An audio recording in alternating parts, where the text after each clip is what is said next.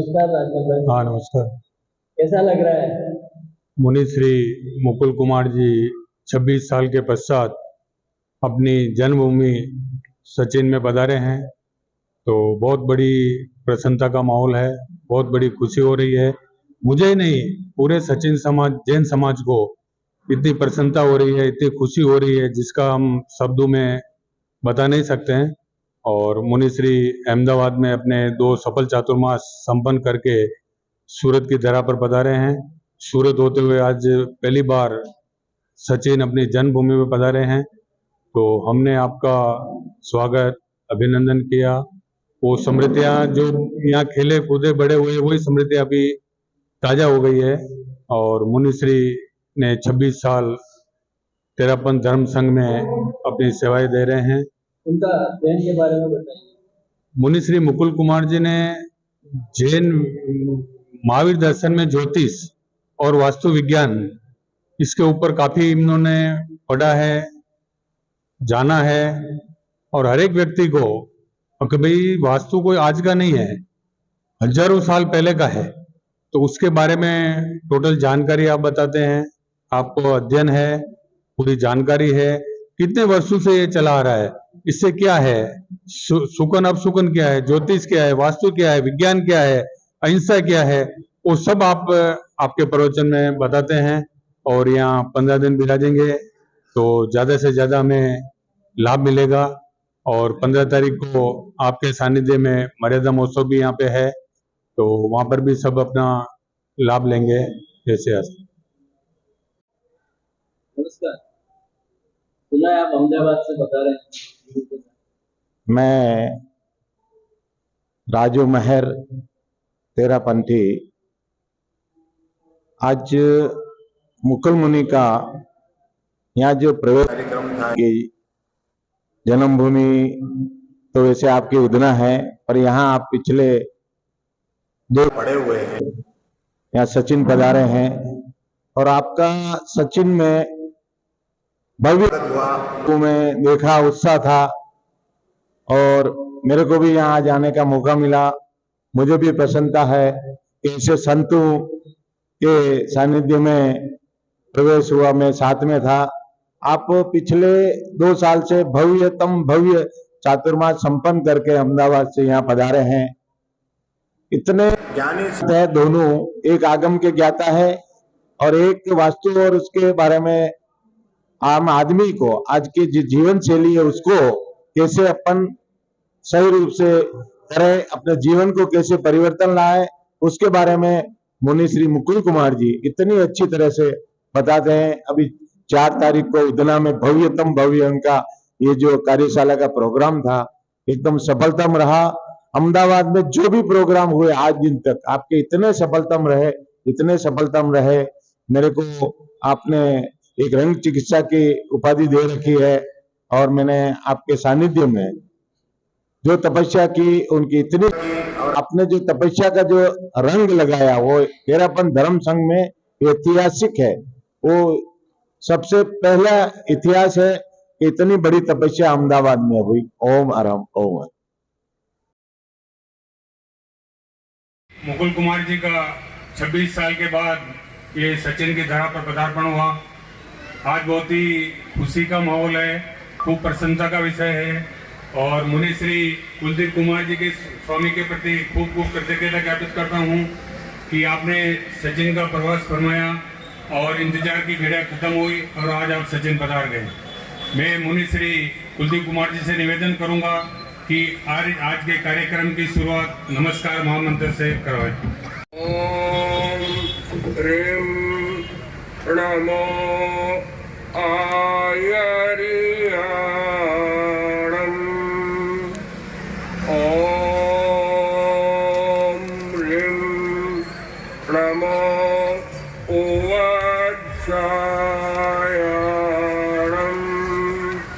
इन्हीं बंगलों में आप खेलते थे और ये सामने जो बिल्डिंग है इसमें वो बाबू भाई का दवाखाना था, तो वो हमारे फैमिली डॉक्टर ही थे।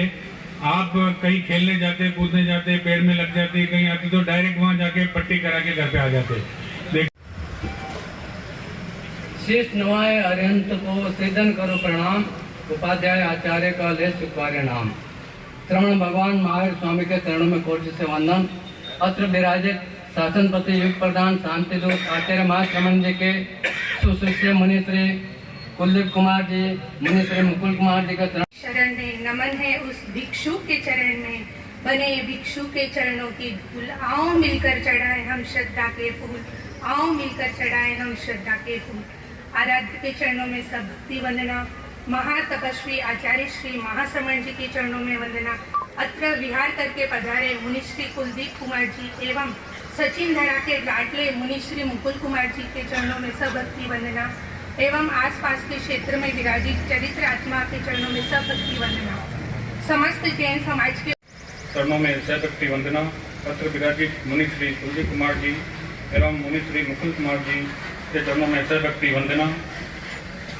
आज मन भाव विभोर हो रहा है क्योंकि मुनि मुकुल कुमार जी सभी वर्षों बाद सचिन पधारे हैं। चरणों में कोटिशा वंदन।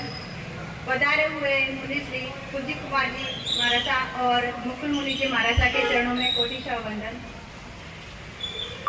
मैं कृतज्ञता व्यक्त करना चाहती हूँ एवं अभिनंदन करना चाहती हूँ उन माता पिता के चरणों में जिन्होंने अपने लाडले को जिन शासन की सेवा करने के लिए समर्पित कर दिया।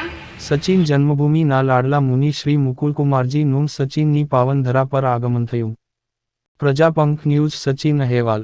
યુગ પ્રધાન આચાર્ય શ્રી મહાશ્રમણજીના સુશિષ્ય મુનિ શ્રી કુલદીપકુમારજી અને મુનિ શ્રી મુકુલકુમારજી અમદાવાદથી સુરત ઉધના થઈ સચિન પારડીથી ચાલતા ચાલતા આવીને સવારે 8 વાગ્યે સચિનની ધરતીને પાવન કરી હતી અને સચિન સિદ્ધિવિનાયક રેસિડેન્સીથી સ્વાગત રેલીમાં સચિનના શહેરીજનો સાથે સમસ્ત જૈન સમાજ હર્ષોલ્લાસ સાથે ઉમટી પડેલ. મુનિ શ્રી તેઓ મેઇન બજાર થઈ તેરાપંથ ભવન, ગુજરાત હાઉસિંગ બોર્ડ, સચિન સુધી વિશાળ મહારેલી સાથે પધાર્યા હતા. અત્રે ઉલ્લેખનીય છે કે મહાવીર વિઝનના માલિક રાજમલભાઈ જૈનના સંસારપક્ષીય સુપુત્ર મુનિ શ્રી મુકુલકુમારજી લગભગ 26 વર્ષો પછી પહેલીવાર પોતાના સંસારપક્ષીય જન્મભૂમિ પર પધાર્યા છે. ત્યારે બધા સચિનવાસીઓ માટે ખૂબ ગૌરવપૂર્ણ વાત છે અને ખૂબ જ ઉત્સાહ સમગ્ર સચિનવાસીઓમાં દેખાઈ રહ્યો છે.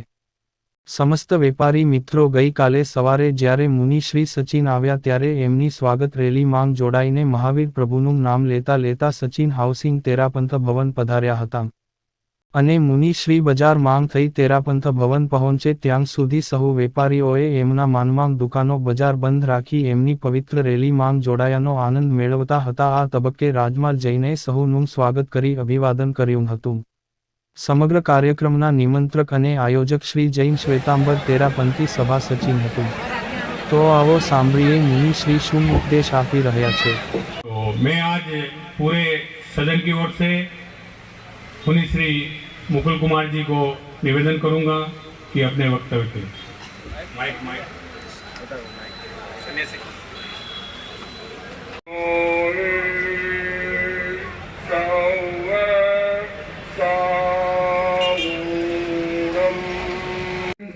उपस्थित बंधुओं में मुझे स्मृति हो रही है 26 वर्ष पूर्व 2 नवंबर 1997 का वो दिन जब मैंने सचिन को सांसारिक परिवेश में एक विदाई ली थी. 47 नंबर के मकान से कहाँ है मेरे तो कुछ समझ में भी नहीं आ रहा है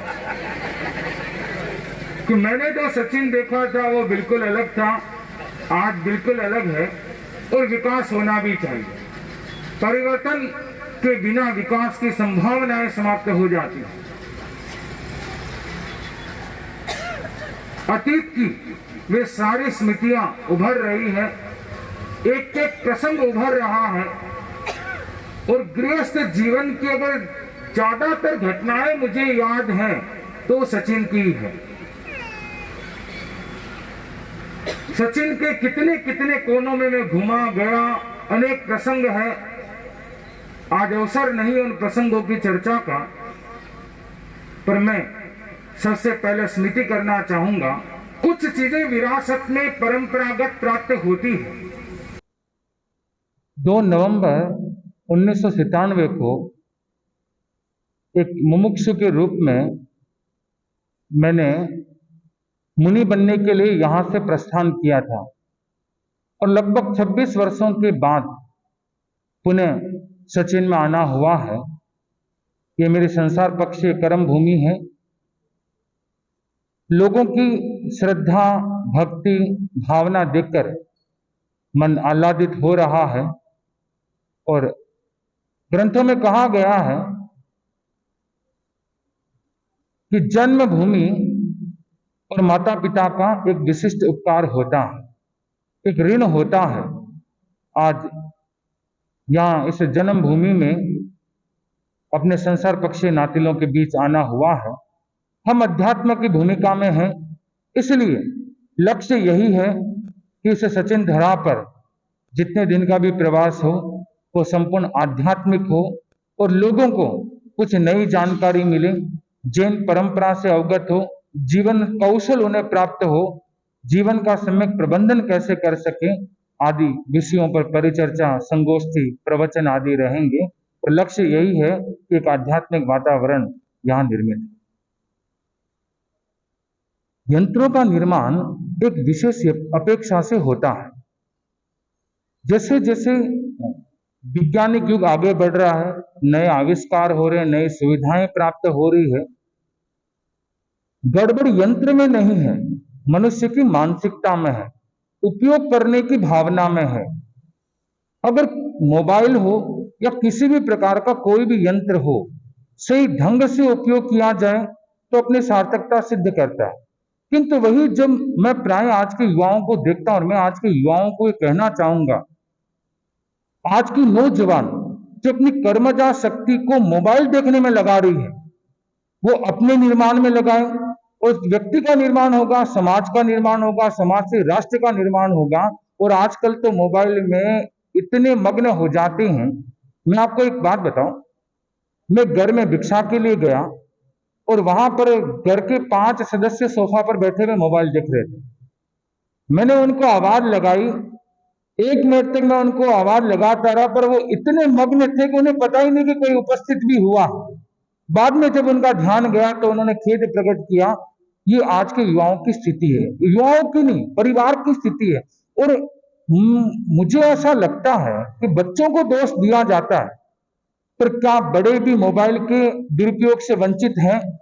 एक बच्चा बेचारा जो माँ के गर्भ से बाहर आता है, सबसे पहले तो माँ बाप के चेहरे को देखता था, माँ को देखता था, पिता को देखता था, परिवार को देखता था। कभी कभी मुझे ऐसा लगता है सबसे पहले अगर वो दुनिया में आकर किसी चीज को देखता तो मोबाइल को देखता।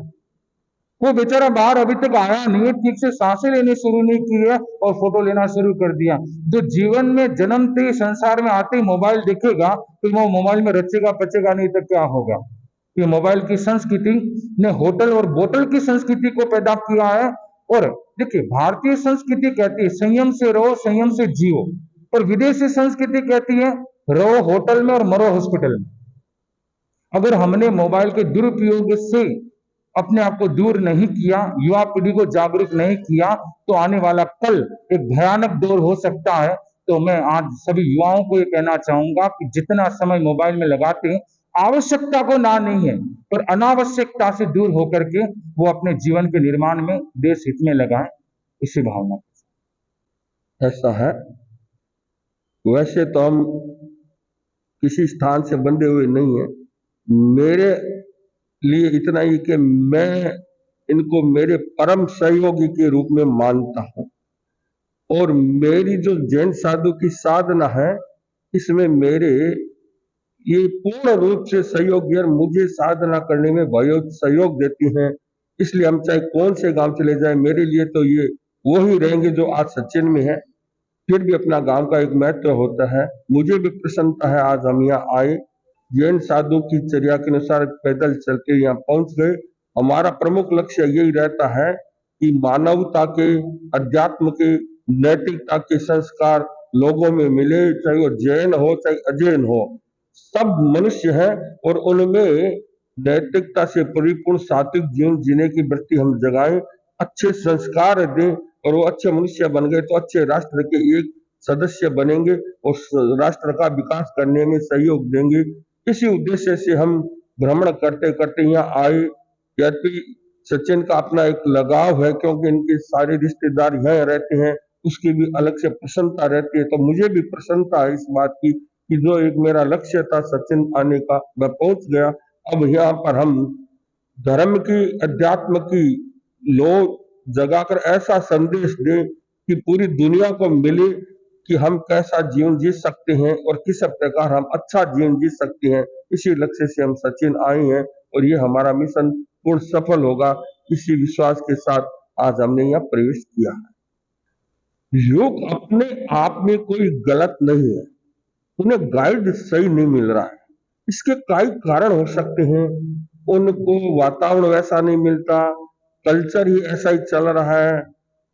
यदि उनको सही गाइड मिले और सही जीवन दिशा जीने का उन्हें लक्ष्य बताया जाए, तो आज भी मेरा चिंतन ऐसा है कि एक उम्र प्राप्त लोगों की अपेक्षा योग बहुत जल्दी अपने आप को एडजस्ट कर सकता है, क्योंकि उसमें चिंतन शक्ति होती है, तर्क शक्ति होती है, जिज्ञासा शक्ति होती है। तो समझने का प्रयास करता है, उन्हें सही गाइड मिले और राह उनको ऐसी दिखाई जाए वो अपने जीवन को बहुत अच्छा बना सकते।